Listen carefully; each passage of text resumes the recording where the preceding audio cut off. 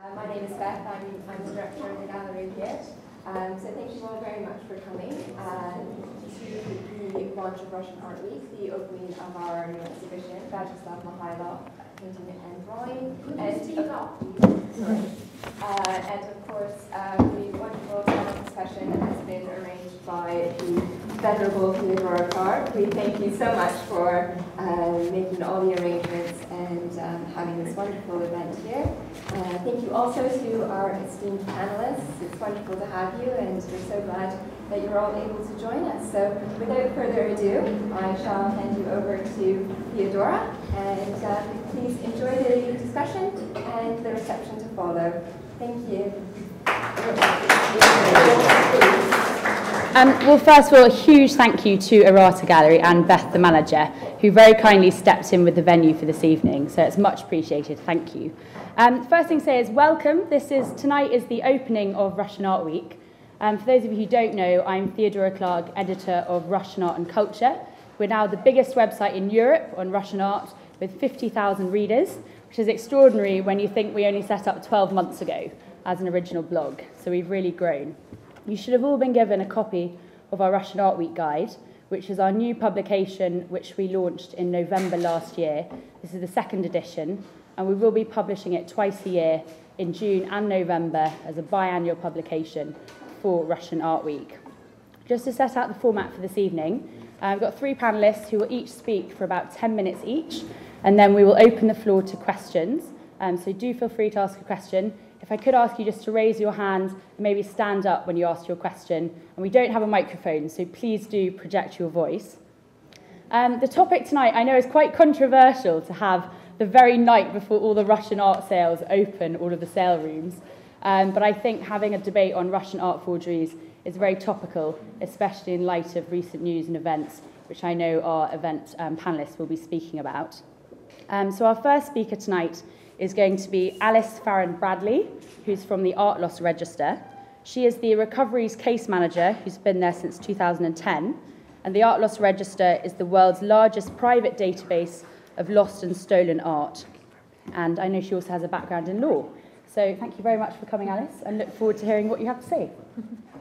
Thank you to Theodora and for Erarta Gallery for inviting us to come and speak to you tonight. I wanted to sort of start off just to give you a bit of background about what the Art Loss Register is for any of you that might be unfamiliar with the company and the work that we do. So if we could flick to the next slide, and the one after that. Perfect. So the company was founded in 1991. We were put together by quite a unique combination of the insurance industry and the art market. So Sotheby's and Christie's were amongst our founding shareholders. We have, as Theodora mentioned, the world's largest private database of lost, stolen, looted, and now fake and forged art, antiques, decorative art objects. So really anything of kind of cultural heritage or cultural significance. We identify and we also recover claimed works of art or pieces that are subject to some kind of dispute or some sort of claim.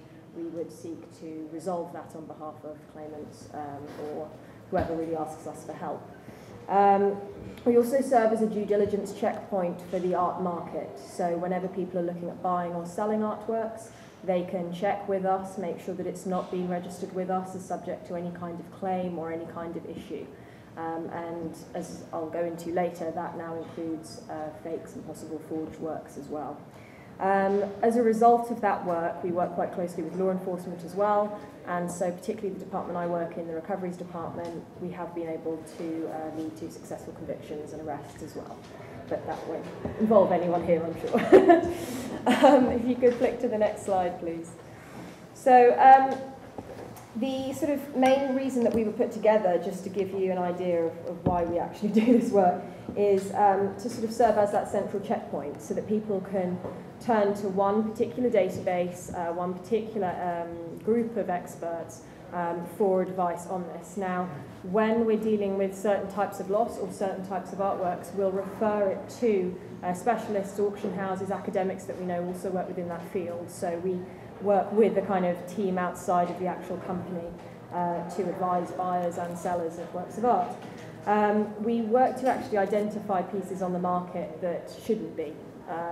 So that could be that they're overvalued because there's perhaps a title issue. It could be because they've been stolen, so you could argue they have no value until that issue's been resolved. So we work to kind of identify the problematic pieces on the market, take those out, sort the problem out so they can then go back onto the market if that's what the parties want. We also hopefully educate and help the art market. We're there as a tool for them. We're there to kind of help deal with anything that comes up that you hope wouldn't.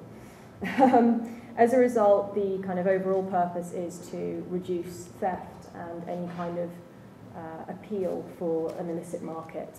We hope that if we rule out the ability for people to sell these pieces to innocent purchasers, then ultimately there'll be no real reason to commit the crime in the first place. And yeah, that also involves us resolving art disputes when they arise. That could be anything from consignment fraud cases. It can be artists who don't feel they've been paid sufficient kind of amounts for their own pieces. It can be fakes and forgeries. It can be thefts. It can be arguments between art dealers over commissions. So it involves a huge gambit of things. If you can do the next slide, thank you. This is just to give you an idea of when we say art loss register, it really is quite a broad definition. As I was saying earlier, it's really anything that has some kind of cultural heritage or cultural kind of identity. As a result, when we deal with sort of Russian art pieces, that can be anything from silverware to icons to Russian avant-garde art, really anything at all. We do furniture, we do classic cars. It's a huge amount of things that we deal with. Next slide, please. So yes, we, as a due diligence checkpoint, we actually search, at the moment we're close to hitting most years 300,000 objects a year. One of the ways that we do that is that most of the major auction houses check with us as part of their due diligence in-house procedures. So Sotheby's, Christie's, McDougall's, all these auction houses, whenever they take something on consignment, it's also sent to our search department and it's run against our database. Obviously, if there's not an issue, which is 98% of the time, then we'll clear the item and it'll proceed to sale and there'll never really kind of need to be any question mark over it. In the very rare situations in which something is identified as maybe needing a bit more research or maybe needing some kind of issue to be resolved, that's usually when it would be sent to our department or our provenance research department if there's just a gap in provenance or something that seems a little bit kind of unusual. Yeah, we work very closely with the art market as a result of that, and that involves art dealers, that involves auction houses, that involves art consultancies. Increasingly, we're working with a large amount of art funds, banks that loan against these pieces, all in order to really check and verify the information that's been given to them, and ultimately verify really the value that they're kind of considering these pieces to be worth. Yeah, we do work with some of the online auction sites as well. Obviously, it's not going to really be relevant to most people in this room, but certain sites like eBay, for example, any of the sites that hold themselves out to be an online platform, they're not verifying the authenticity or the title legitimacy of any of the pieces that are being sold. We don't work with, but any of the kind of bigger, broader sites, we will also be checking those as well. So yes, we're also present at a lot of the major art fairs, TEFAF, Art Basel Miami, Art Cologne, Masterpiece coming up in a few weeks. They also bring us in to check pieces that are going to be exhibited and hopefully sold. So a team of our company go and assist the vetting committee, walk around with them on the run up to the fair as well and check those pieces. Yes, and you can also search online through the website. So some people do that if they're collectors or looking at buying one-off pieces, or if there's going to be some kind of estate sale, if somebody isn't really sure exactly what it is that they have, but it's been left to them, they can check it online as well. Next slide, please. So, yes, I've talked primarily about the database in the more traditional sense, so lost and stolen items. Over the last 5-6 years, we've started developing a fakes and forgeries database. That is incorporated into our overall database, so when somebody does search something with us, it will be searched against that element as well. You don't have to kind of pay extra or extend it to include fakes and forgeries. That effectively serves as an alert system. We do not authenticate artworks. We do not comment on whether or not something is or is not what it purports to be. What we will, however, do is notify you if an item matching that composition or an item by that artist has been reported to us as requiring additional research, perhaps consultation with a particular foundation, a particular estate, a particular catalogue raisonné. So it really serves as a kind of additional checkpoint. We're not going to categorically say that what you have is or isn't what you hope it is, but we will perhaps suggest that you check, dig a little deeper, speak to somebody in particular. With that in mind, we'll often refer people. So we work closely with a lot of catalogue raisonné authors, a lot of the auction house departments, a lot of art dealers, so that we have that kind of referral system set up, particularly when we're dealing with international buyers. If they're buying in a market outside of the one that they're most familiar with, they might not know kind of who on the ground to speak to. So that's something that we'll also sort of seek to introduce people to. In terms of where we take the registrations from for fakes and forgeries, it started out primarily law enforcement agencies. I'm sure we're all aware of the German fake scandal a few years ago. All of those pieces were registered with us by German law enforcement as the investigation was ongoing.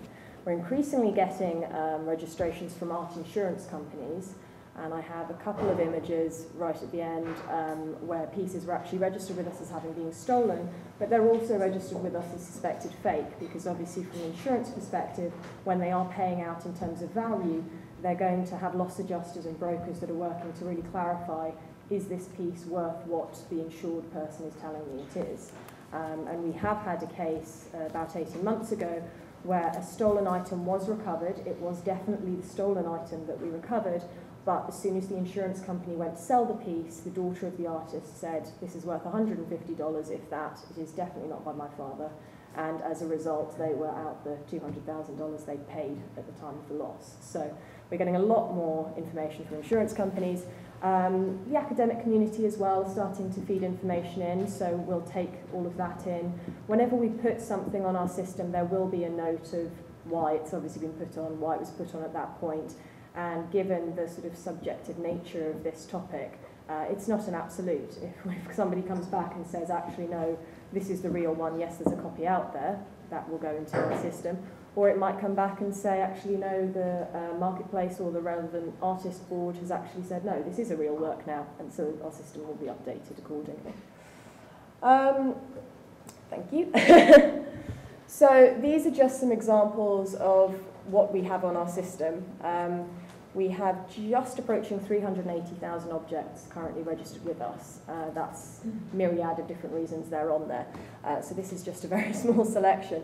But the sort of spoon on the far sort of upper left, that was registered with us by an academic who had been asked to comment on its authenticity, and she was rather damning, actually. She said, this has seemingly been made in China quite recently. It is definitely not what it is claiming to be.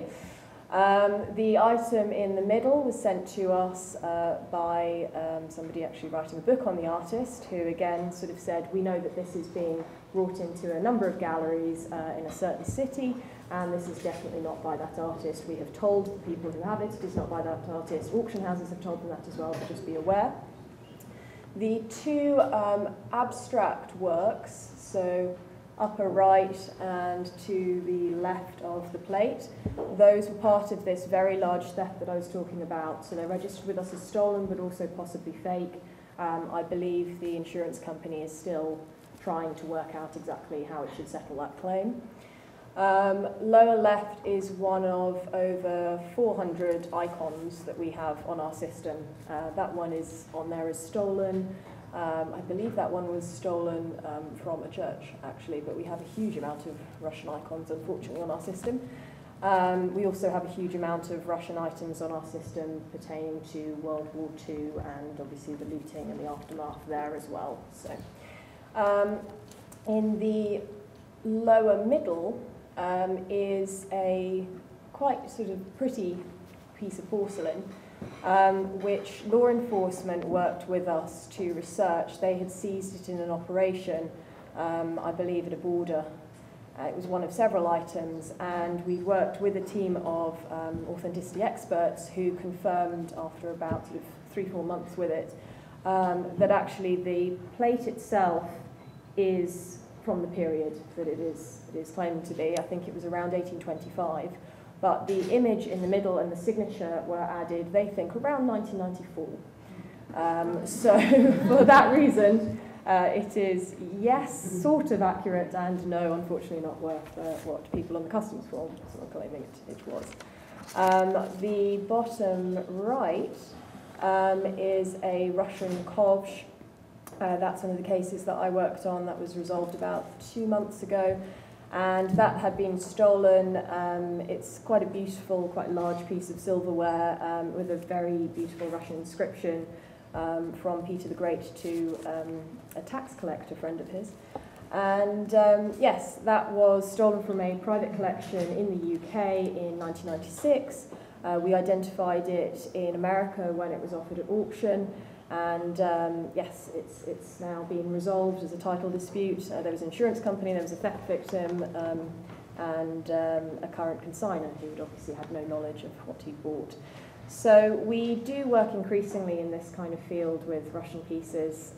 Fakes and forgeries are becoming something that unfortunately we deal with more and more, but there's still enough stolen art out there as well that keeps us busy. So yes. That's it, I'm afraid. Great, thank you very much, Alice. Next, we're going to have Dr. Julie Nadolny, who, first of all, I must thank, because originally her colleague, Nicholas Eastow, was meant to be speaking, and I know was on the invitation, who's very sadly had to go to America today, and she very kindly stepped in. And not only that, she's on crutches, having just broken her ankle this week, and has still come. So thank you very much, especially with no lift. She did very well. And Dr. Jilleen is the director of the Art, Access and Research Project, and she was also Professor of Conservation at the University of Oslo. And I know her interest is in scientific analysis, so it'll be very interesting to see what she has to say about art forgeries. Thank you. Okay. Go to the first slide, please.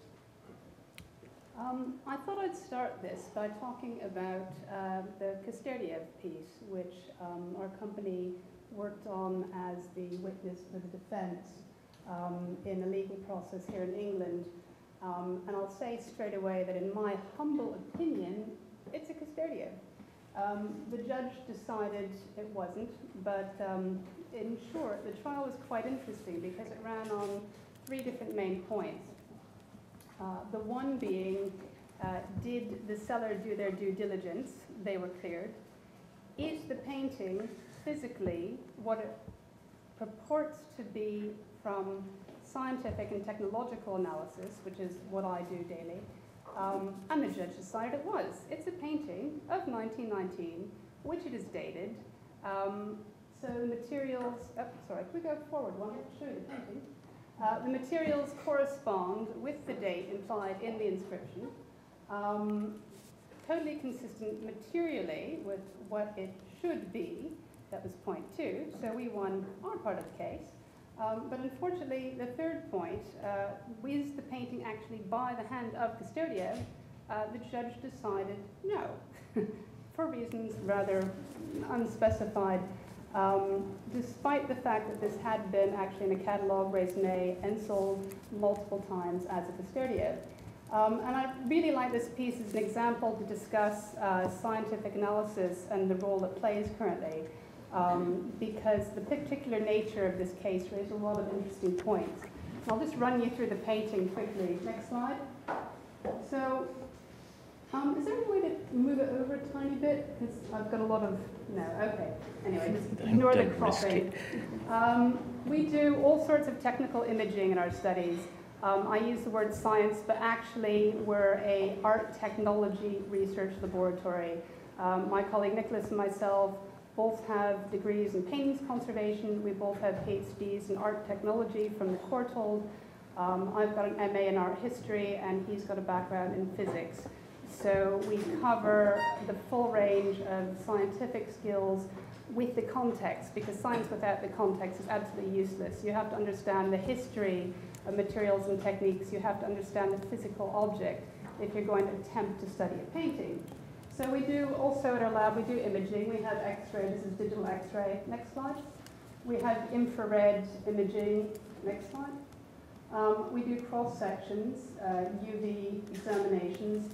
This is a detail of the signature and date on this painting, which were absolutely tiny, and cross-sections which we made from the very edge of the paint, showing the layer structure and the ground preparation.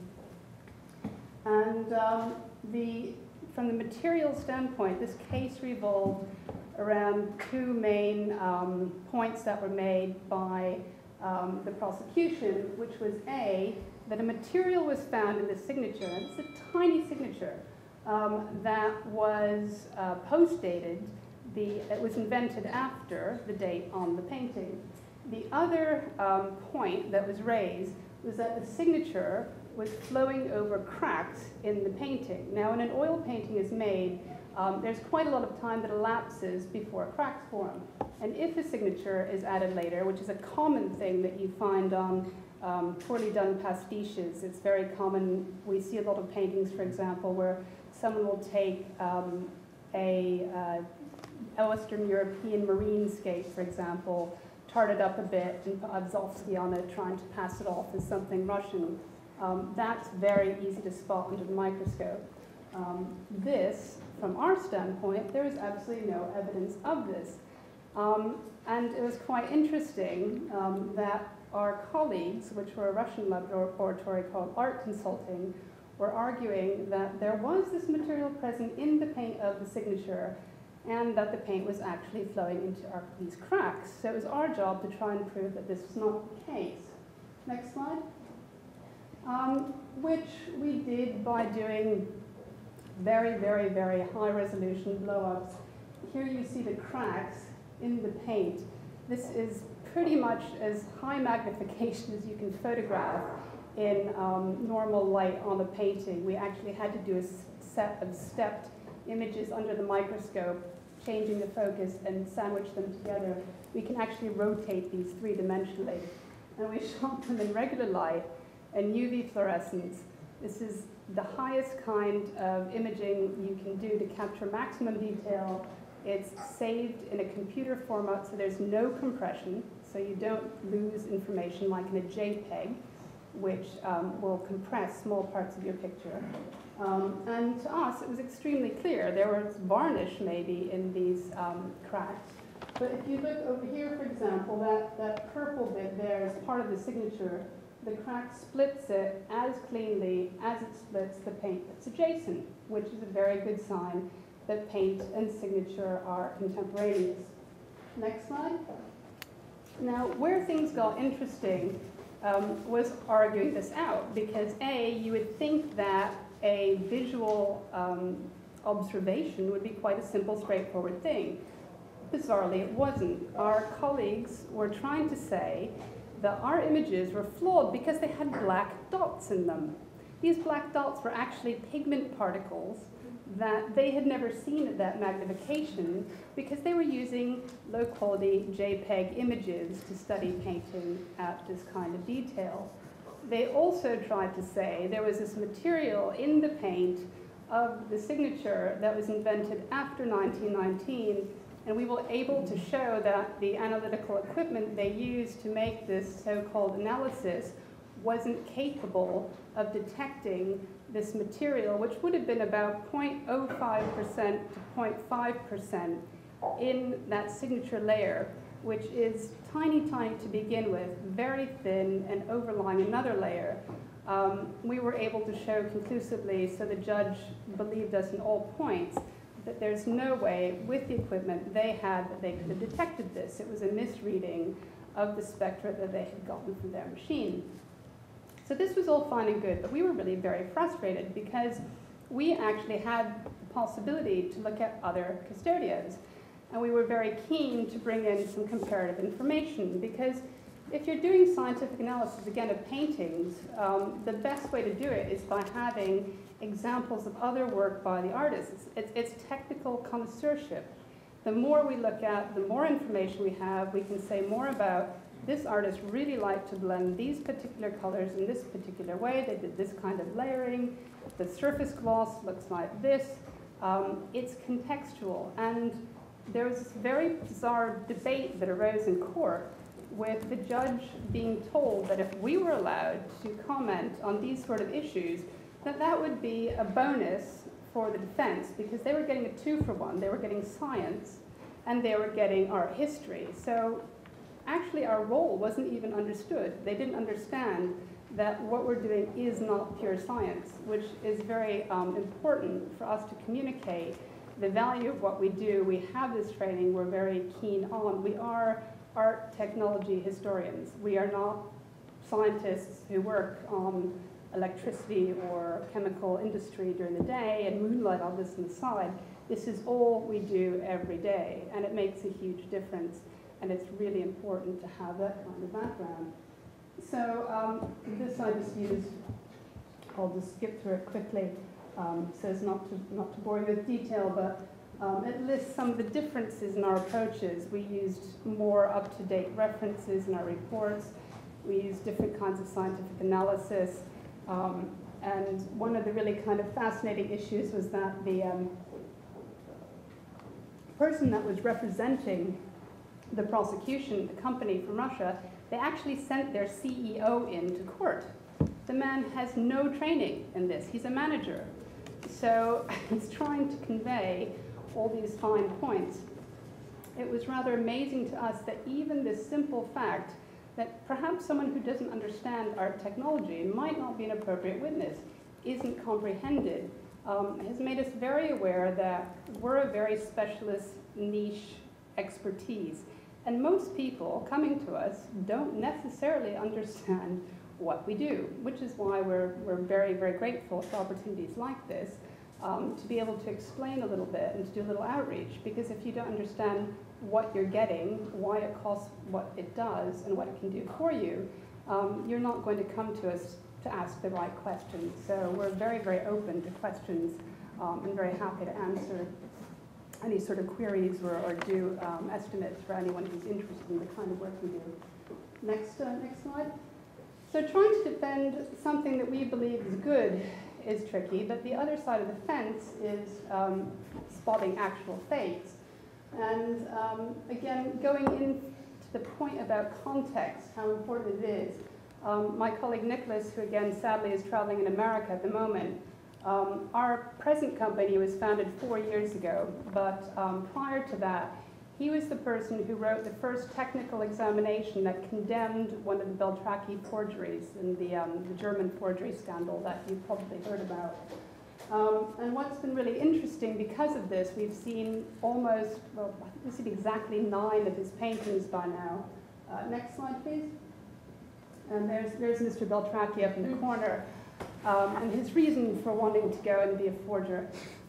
We had the opportunity to go and interview him recently for a documentary film in Germany, which was extremely interesting in lots of ways.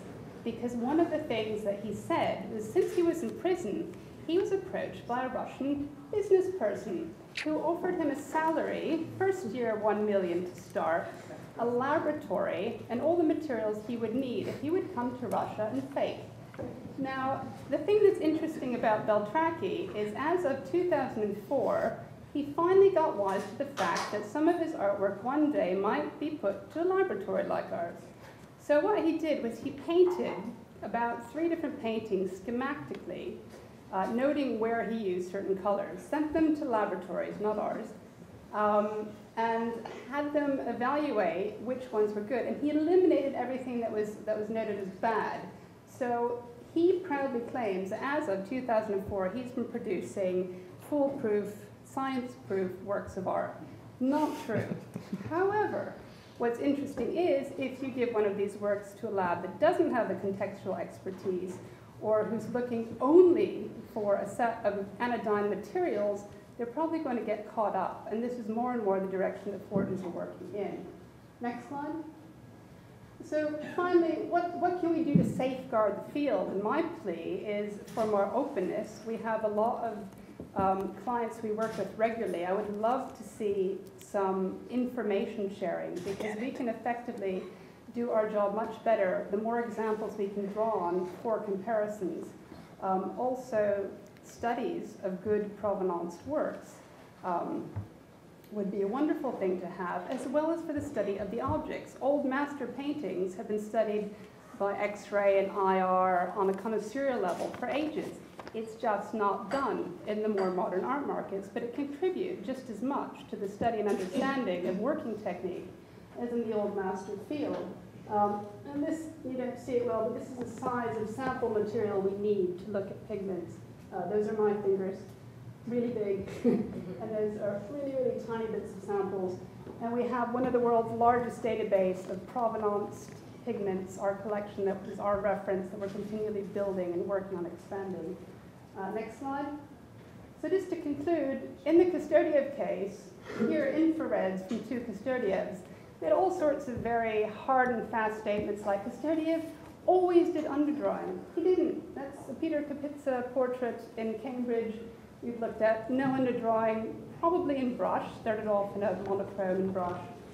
Here's A Merchant's Wife, sold recently through McDougall's, which does have a very extensive underdrawing. And in fact, last slide, there's a whole other scene that was drawn. It's a woman in a railway station under the woman's skirt. And this level of detail is something that would really also aid our ability to categorize good provenance paintings, attempts to fake them, and also enhance the study of Russian art in general. So that's basically our plea. We're hoping to get more people interested in this sort of approach. Thank you very much.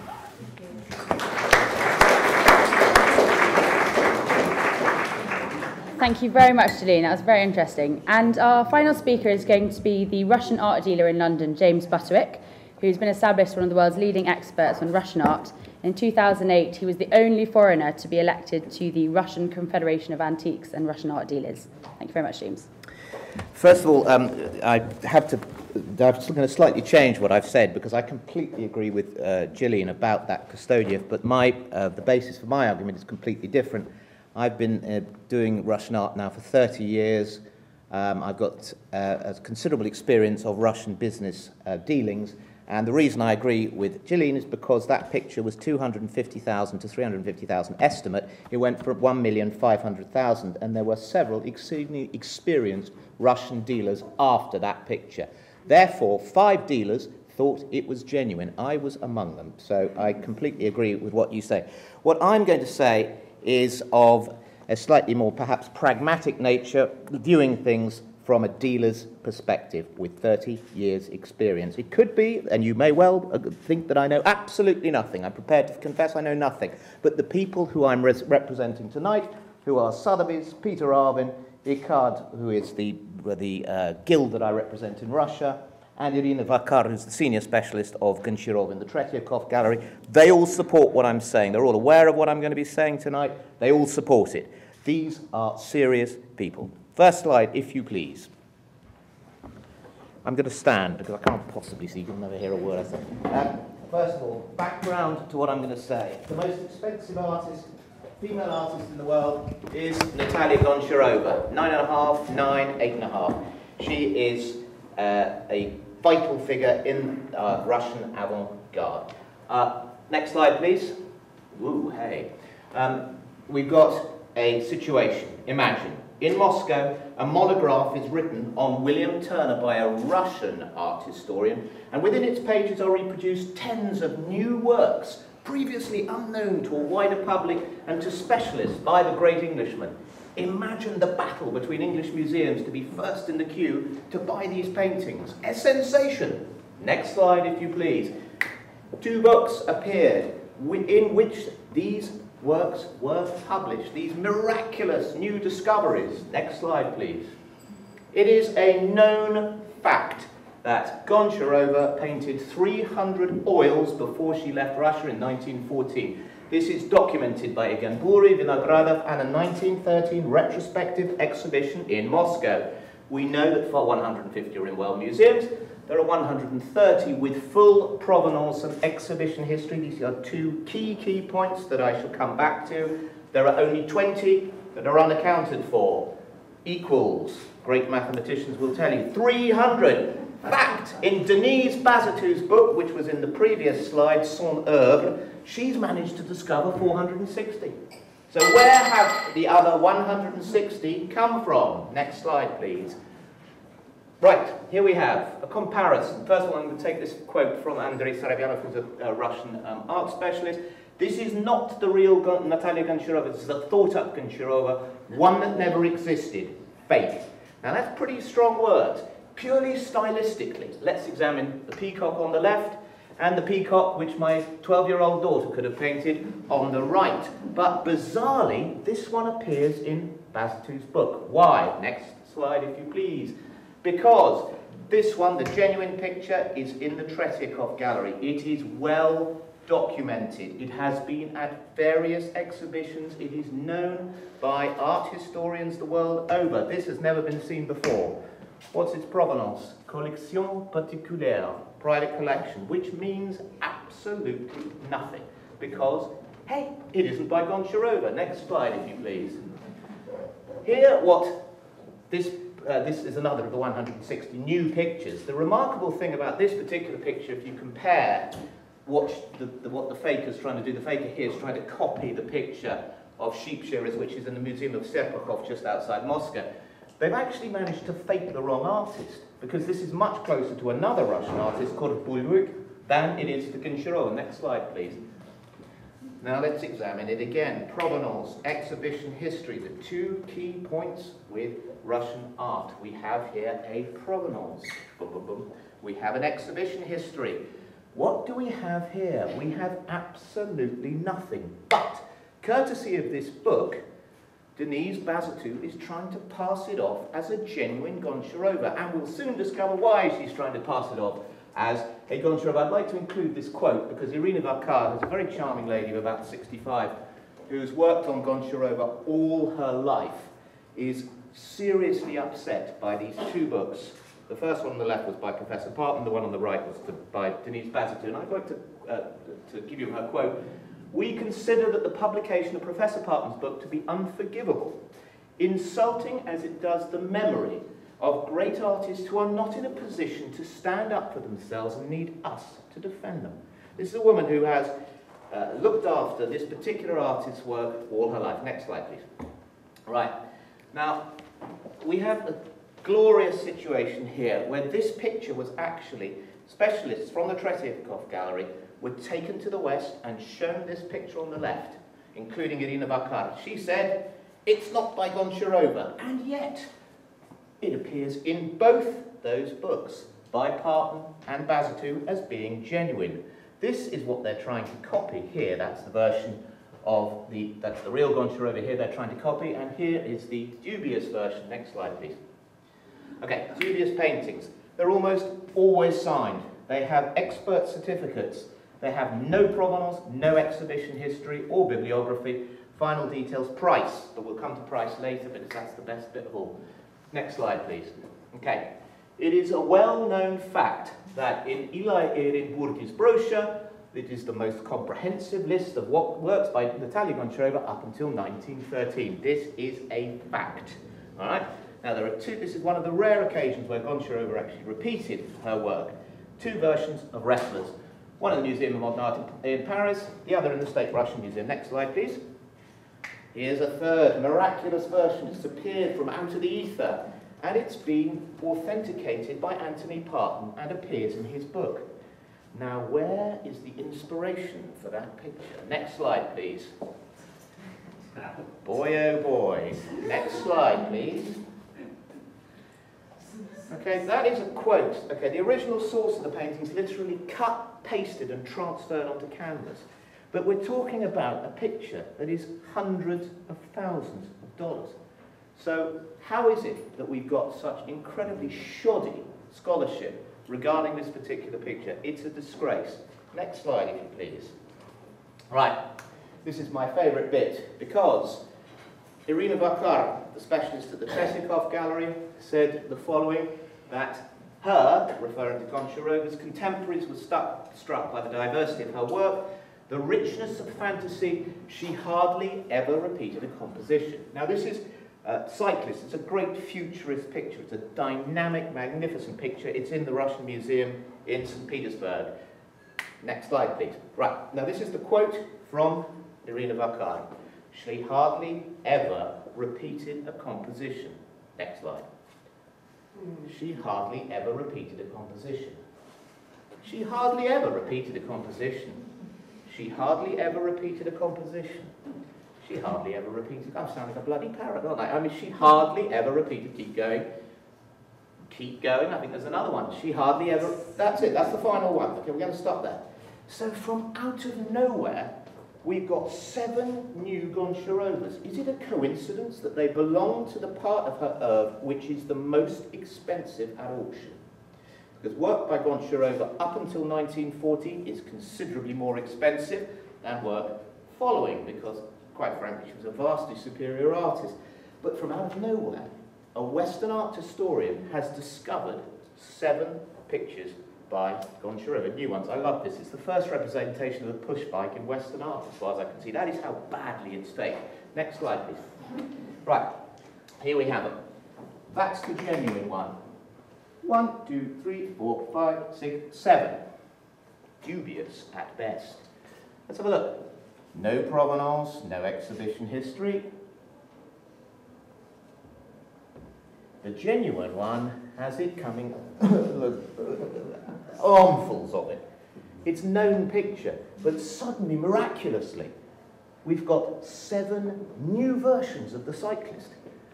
Now, if this was true, each one of these would be worth a minimum of $10 million. That's how important that picture, the genuine one, is. But again, provenance, exhibition history, bibliography, and finally, price. Next slide, please.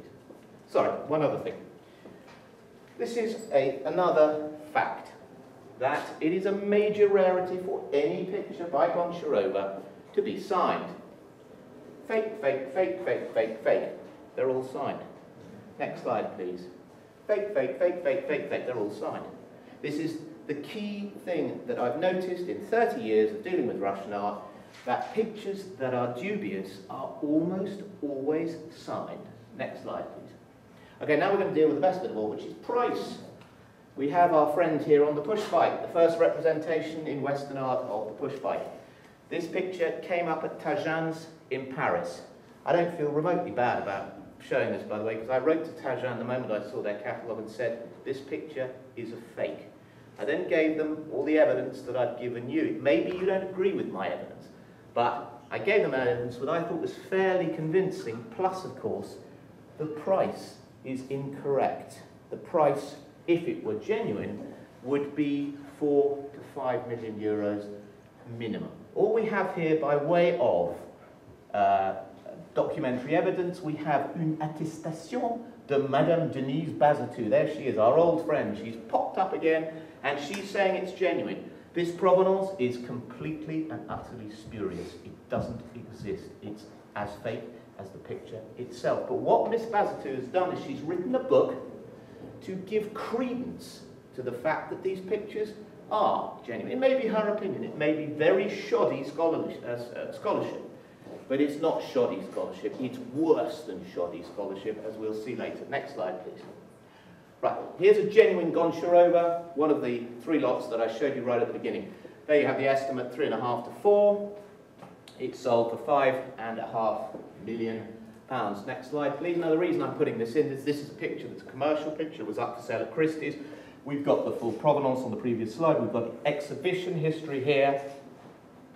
And hey, hey, hey, no certificate of expertise from Parton or Bazatou. Can't imagine why. Next slide, please. Fact. Goncharova is the world's most expensive female artist. There are 160 new paintings discovered. Do you remember that marvellous quote at the beginning about Turner, reproduced in Moscow? No provenance, no exhibition history, no credible bibliography. They're all signed, cheaper than the market price of real works. I leave it to you to decide whether or not these pictures are genuine or not. Next slide, please. This is an example of the scholarship, or the lack of scholarship, by Parton and Bazatou, that the Tretyakov Gallery in Moscow has got 410 works from the pre-1940 period, by a distance the largest archive of work by Goncharova at this period in the world. Fact. Neither Anthony Parton nor Denise Bazatou have ever visited these archives. How, therefore, can they make a rational judgment on any picture by Gonchar when they simply don't know anything about how she painted. Next. Right. Parton and Basel belonged to an organisation called INCORN, International Chamber of Russian Modernism. Next slide, please. Right, here is a list of their experts. Now, I apologise for the fact that we've got all the letters muddled around. It's not a fault of my computer, it's a fault of their website. That is how it appears on their website. You'll be reassured to see that there's a geometrician and a couple of cosmologists who are vital components when looking to authenticate any work of the Russian avant-garde.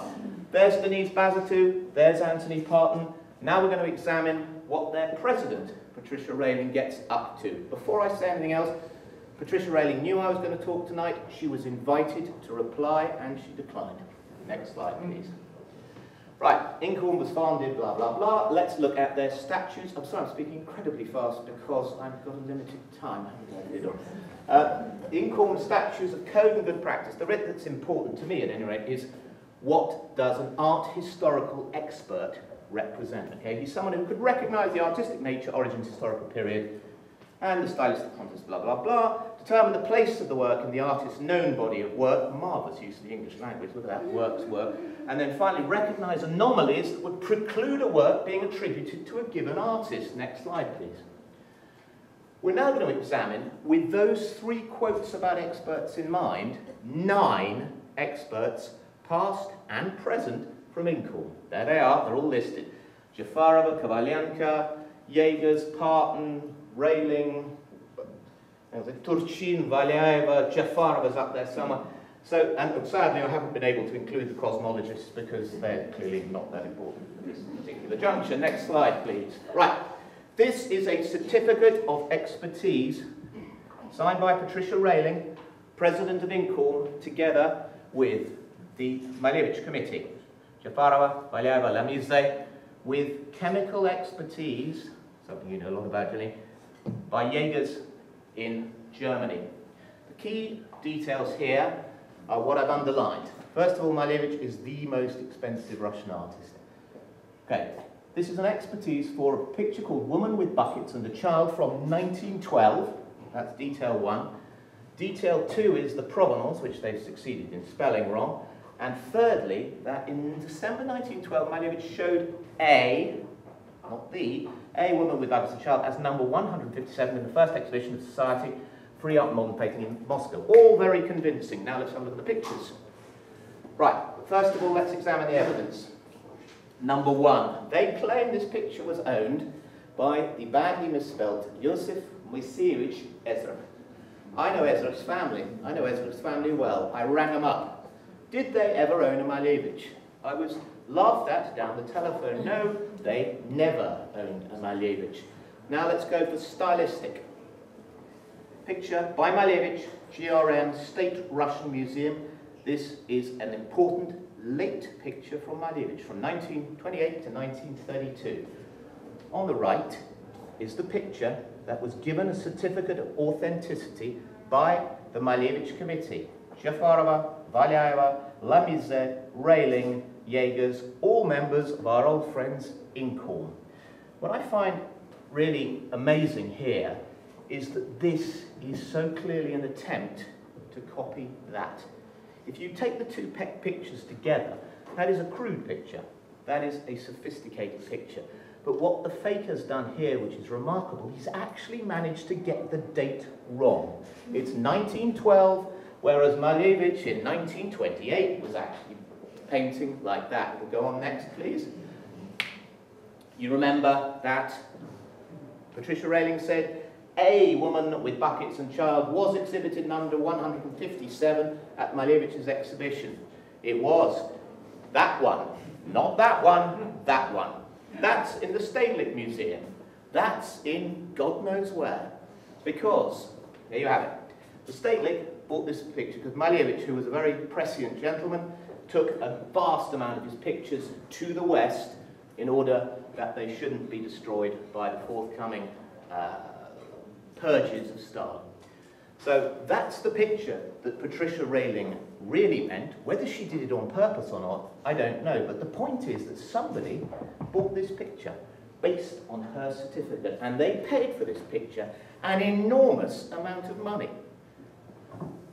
Incorn says we must recognise the artistic nature, origins, historical period, the stylistic context of the works submitted to him or her. It's part of their mission statement. Now, again, I'm going to go back to what I said. It could be that I know nothing, but based on that evidence, I would say that that's a pretty dubious picture on the right. In addition to which, and this is the point I always go back to, if you don't like what I'm saying, take your picture to Sotheby's. Sotheby's are our market leader. No offence, William, but they're our market leader.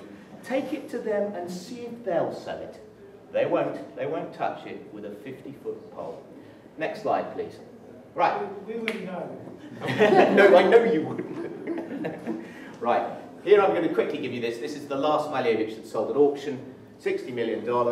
Fantastically important picture. Massive Provence exhibition history, blah, blah, blah. Next. Yeah, no certificate from the Malevich committee. But somehow these so-called experts have managed to worm their way into our world and make hay. Next slide, please. Right. Now, this is an interesting picture because this was the first time when I became aware of mega-faking in the Russian world of non-objective pictures. Here we have a Malevich. I know for a fact that it was bought by a very charming lady for $4 million. All right? She'd offered it to me for $17 million. First of all, had that picture been genuine, she would have been coughing up a minimum of 30 for it. And here we have it again. Provenance, private collection, Moscow. Doesn't exist. Exhibited, never. Literature, Maria Valyaeva, The Morphology of Russian Non-Objectivism, 2003. We're going to go on to that book a little bit later. And of course, God bless them, a certificate from the Malevich Committee. And on the Malevich Committee sits Railing, Jafarova, Valyaeva, Lamizet, all members of Incorn. Next slide, please. You can do what somebody else brilliantly did, a man called Jean Chauvelin, who used to be a member of Incorn, when he did an exhibition of Exter in Tours in 2009. Exter, very, very important, Russian avant-gardists, top price sort of between $1 million and $1.5 million. And what Chauvelin did was he just said, l'expert c'est moi. Put on an exhibition which was closed by the police after 3 days when it was discovered that 180 out of 192 pictures were fake, and that the owner of 130 of them was, you'll never guess, Jean Chauvelin, the same person who organised the exhibition. Next slide, please. Right, we're going to go back to Valyaeva and our good friends at Incorn. This is a book called the Morphologia Ruskih Bespredmetnosti, which roughly translated means the morphology of Russian non-objectivism. Right, it's written by Valyaeva, with contributing articles by Turchin, Kovalenko, Azizyan, and Jafarova, all members of Incorn. Now, two of them, Jafarova and Valyaeva, worked in a museum in Moscow. Therefore, next slide, please, they had access to these museum pictures. So what they did, very craftily, was they interspersed fake pictures with real ones. Now, this is Ivan Klun. Klun is one of the rarest Russian artists there is. And you'll notice that by each fake picture is a massive explanation as to why it's genuine. But with the pictures that are genuine,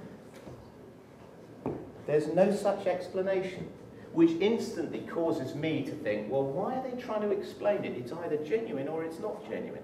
What they were doing is they were using their positions as workers in museums to promote pictures that were not by the artist that they said they were. Next slide, please. There's another artist. Now, this is one of the artists that I actually do, whether I like it or not, consider myself an expert on. This is Bogomazov. All right? In this same book were pictures by Bogomazov, certificated by Maria Valyaeva. She could not possibly have seen any works by this artist because they were all held in private collections in Kiev or in Moscow. She couldn't have done it. There were no exhibitions of this artist prior to the publication of the book in Russia. Okay, so here we go again. We have to determine the place of the works in the artist's known body of the work and establish the coherence of this. And yet they put a fake. What the fake is trying to do here is fake. This particular picture, next slide, is another Bogomazov. This is a picture I know very well because I've sold it, and I sold it to a very good collection in Moscow. Here is an attempt to fake it on the right. The Incorn mission statement, to recognise the anomalies that would preclude a work being attributed to a given artist. And yet, again, they're attributing works to artists that A, they know nothing about, and B, they've got it badly wrong. Next slide, please. Right, so fakes are almost 99 times out of 100 are signed. There are expert certificates by the 9 members of Incorn that we've seen. They have no provenance, or it's manufactured. They have no exhibition history or a bibliography, or it's manufactured. There's no resale value through the market leader, sorry William, and the price is substantially lower than the market price for real pictures. Next slide. Fact. Thank you for listening.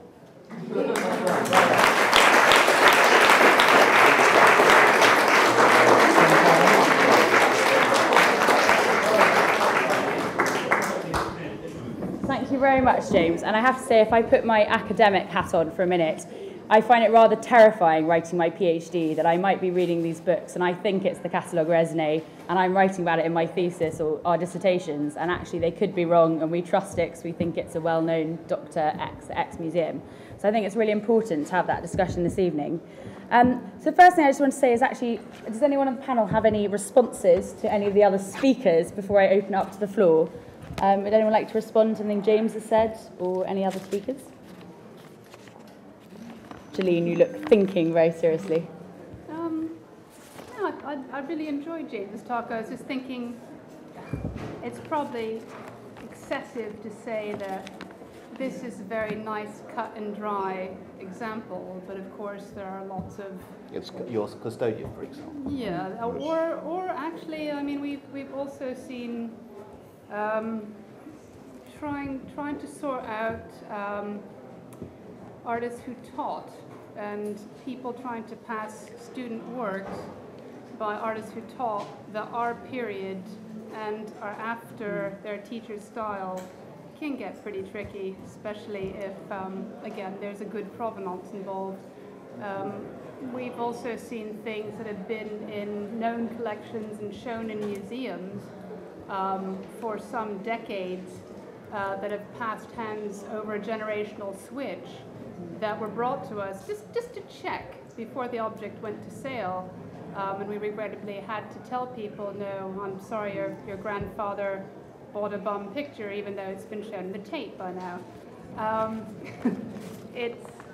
There are a lot of very complicated objects out there, but the good thing is there are lots of absolutely ridiculous ones, and I absolutely would say the signature issue is really quite a good one for many of the obvious fakes, because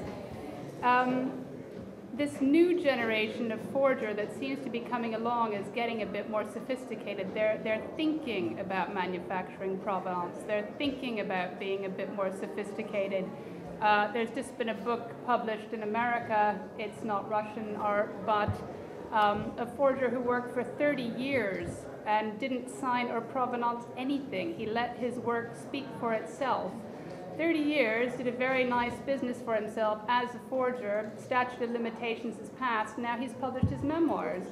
He faked middle grade American art, passed the things into the market, let people get excited about their fabulous finds, and on they went. It is actually really complicated sometimes, but with people who are out there with a very good eye and a reputable background, and that's one of the best things you can do, is find someone who's experienced in the right area and going to materials analysis if there's doubt. You can sort out most problems. So I suppose that would be my...